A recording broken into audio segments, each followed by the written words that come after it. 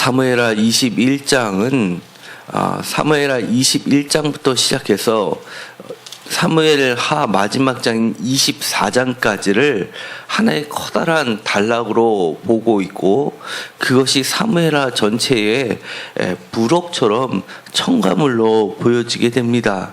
따라서 오늘 읽었었던 말씀 21장 1절부터 14절까지의 말씀은 사실은 사무엘하 24장에 있는 인구조사의 이야기가 나오게 되는데, 24장 1절부터 마지막까지의 말씀과 대꾸를 이루어서 평행구조에서 사실은 살펴보아야 됩니다.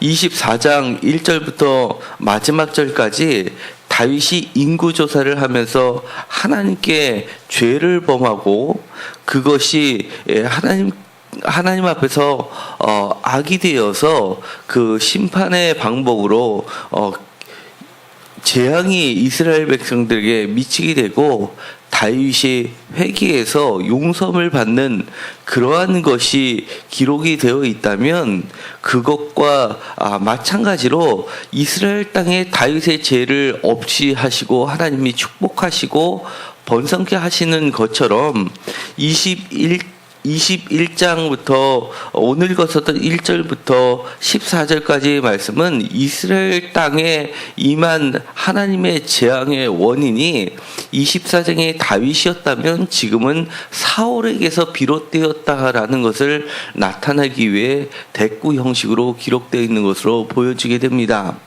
그런데 이 말씀을 읽다 보면 우리가 매우 이해하기 어려운 형식으로 되어 있습니다.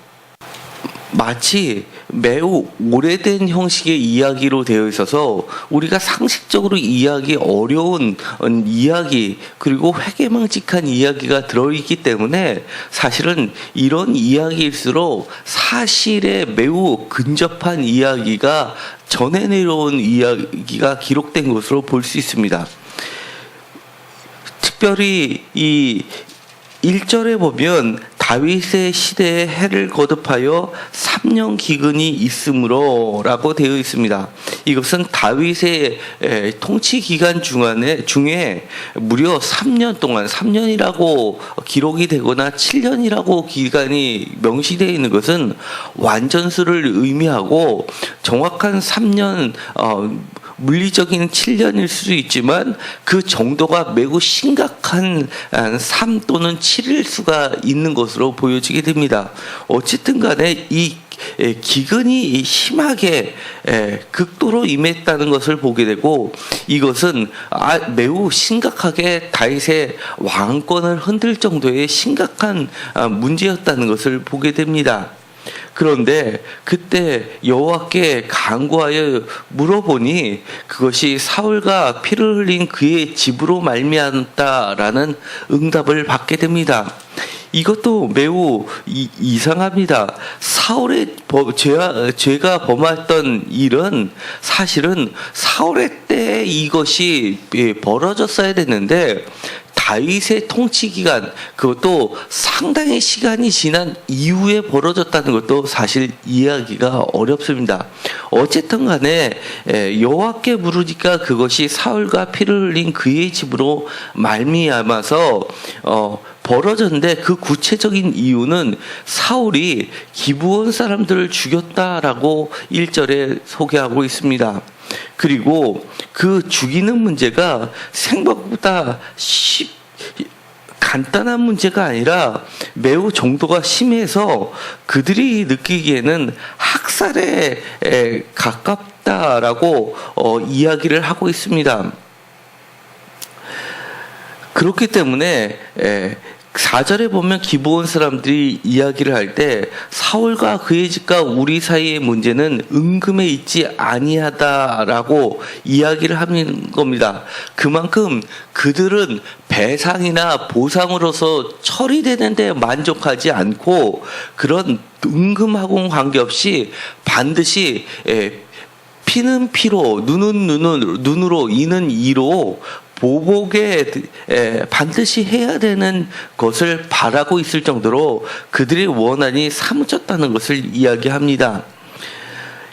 이렇게 다윗은 그 여호와께 받은 응답을 가지고 하나님께 다시 한번 이 문제를 어떻게 처리해야 되는지 묻지 않고 그것을 기브온 사람들에게 물어보게 됩니다. 기브온 사람들에게 물어보니까 이 기브온 사람들은 은금에 있지 않고 그 사울의 자손들을 그들이 우리를 죽인 것처럼 우리도 그들을 죽여야 된다라고 이야기합니다. 사울이 이스라엘과 유다 사람 족속을 위해 열심히 있었으므로 그들이 우리에게 학살하였다라고 5절에 이야기하고 바로 2절에 이야기한 것처럼 우리도 그들을 학살하겠다라는 강력한 의지를 표명하게 됩니다. 다윗은 그들에게 응답을 해주게 됩니다. 그리고 이렇게 이야기합니다. 3절에 보면 내가 어떻게 속죄하여야 너희가 여호와의 기업을 위하여 복을 빌겠느냐라고 이야기합니다.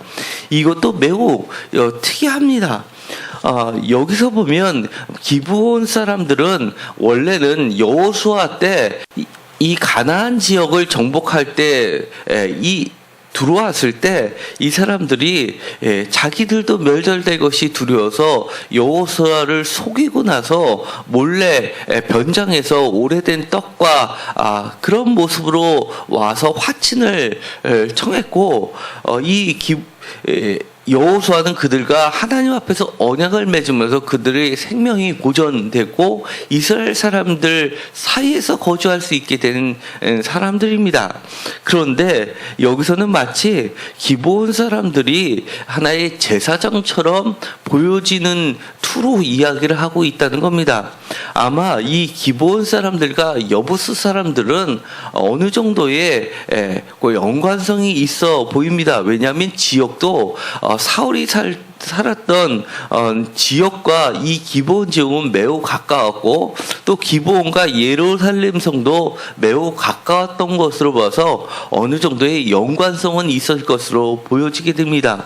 그리고 이 여호수아가 이 기브온 사람들을 화치되고 그들이 나중에 자신을 속였다는 걸 알게 되고 그들에게 맡겼다는 것은 하나님 앞에 제사 드릴 때 나무들을 베어오는 그런 일을 맡긴 것 또한 어느 정도 이런 제사에 관련된 일을 맡겼었던 것으로 보게 됩니다. 어쨌든 간에 이 다윗은 그들에게 물어보고 나서 이 사울의 가족 중에서 7사람들을 그들에게 내어주게 됩니다. 명단은 이렇게 나와 있습니다.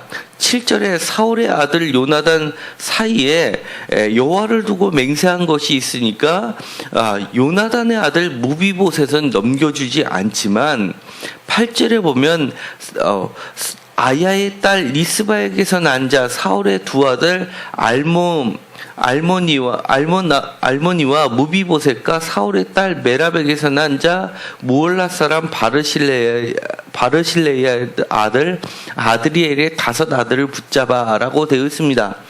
바르실레의 아들 아드리엘의 5 아들 더하기 사울의 2 아들 알보나와 무비보셋해서 7명이 되는데 이 무비보셋은 우리가 잘 알고 있는 요나단의 절말의 아들의 이름도 무비보셋입니다. 그래서 이 무비보셋의 동인으로 보느냐 아니면 무비보셋의 아들로 보느냐 또 학자들만의 견해가 다르게 나타납니다. 그런데 이 요나단의 아들은 아닐 것으로 보는 것이 분명해 보이게 되고 또 여기에 나와 있는 것처럼 리스바에게서 난 자라고 했으니까 이름은 같지만 또 다른 이름의 아들로 보는 경우도 있습니다. 이 모두 3가지의 경우가 나올 수 있지만 그 중에서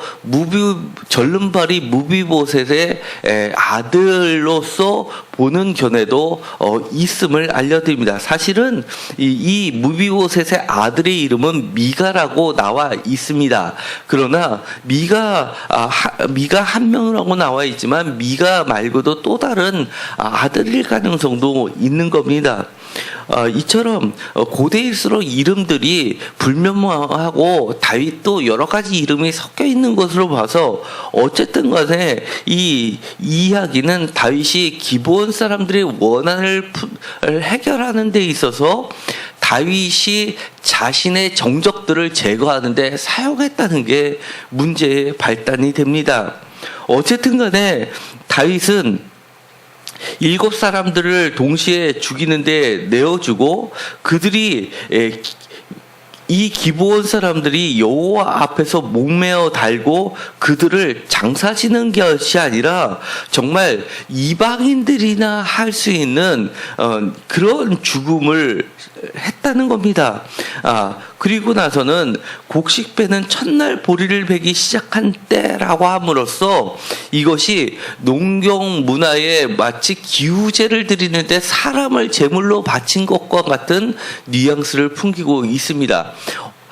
여호와를 제사를 드리던 방식과는 매우 다르게 그들에게 제물로 자신의 정적들을 기꺼이 내주고 그리고 최소한도로 요나단의 아들 절름발이 왕이 될 수 없는 불구자인 무비보셋만 남겨두었다는 것은 매우 이것이 다윗으로서 과연 할 수 있는 일일까라고 생각하게 될 정도입니다.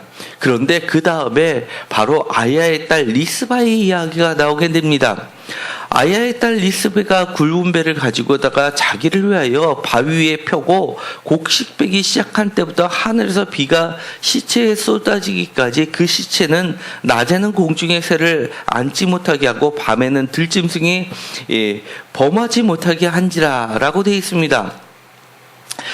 그들이 시체를 그렇게 죽이고 나서 방치를 했는데 이 리스바가 자신의 8절에 보면 자신에게서 난 자녀들이 죽은 것에 대한 한이 맺힌 어머니의 심장으로 낮에는 공중에 새가 시체에 내리지 않게 그리고 밤에는 들짐승이 범하지 않게 낮과 밤을 잠지 않고 그 시체를 보호하면서 그리고 항거를 했다는 것이 됩니다. 그런 일들이 무려 상당한 기간 동안에 벌어졌습니다. 이 이야기는 보리를 베기 시작한 때부터 그리고 하늘에서 비가 내릴 때까지라고 하는 것을 보아서는 아마 훨씬 그러니까 무교절부터 시작해서 나중에 길게는 초막절까지 볼 수 있는 겁니다.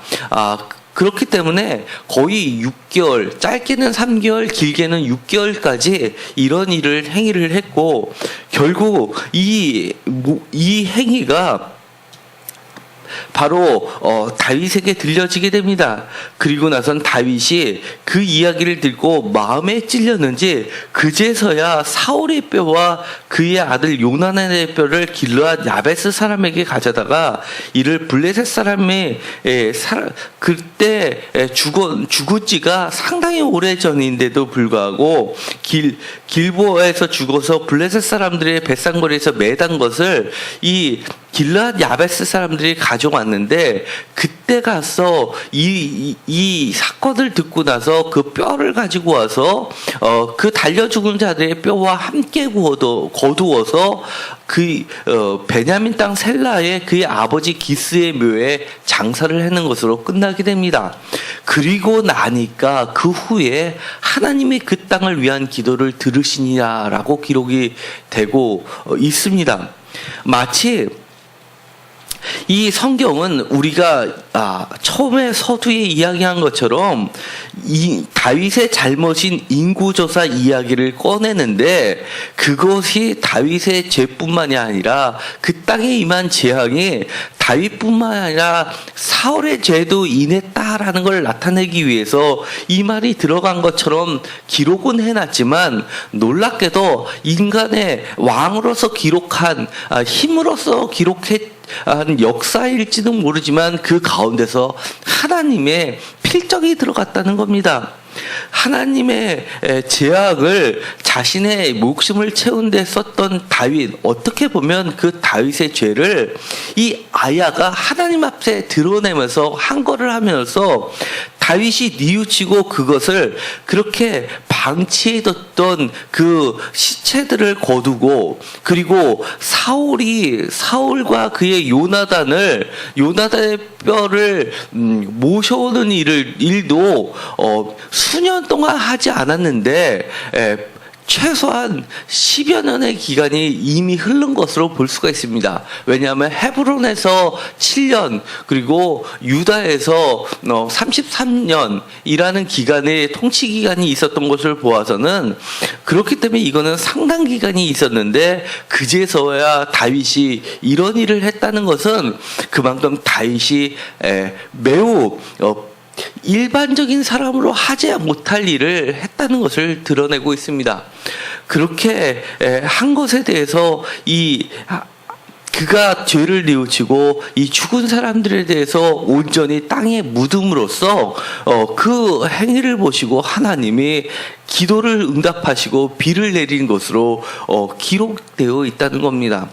우리가 이런 과정들을 보면서 하나님을 믿는다고 하면서 사실은 하나님 앞에 죄를 회개한다고 하면서까지도 어느 정도는 우리가 우리의 욕심을 채우는데 급급했고, 그것을 한 여인을 통해서, 어머니를 통해서 그 죄를 하나님께 고발하고, 하나님이 또 다윗의 마음을 움직여서 이것을 다시 명예를 회복해 주시는 것으로 마무리하게 함으로써 비로소 비를 내리게 하는, 어떻게 보면 사울의 죄 때문이 아니라 다윗의 죄 때문에 비가 내리고 다윗이 진정으로 그 잘못을 회개하는 행위를 통해서 다시 하나님께서 그 땅에 축복을 내리는 것으로 볼 수 있다는 겁니다.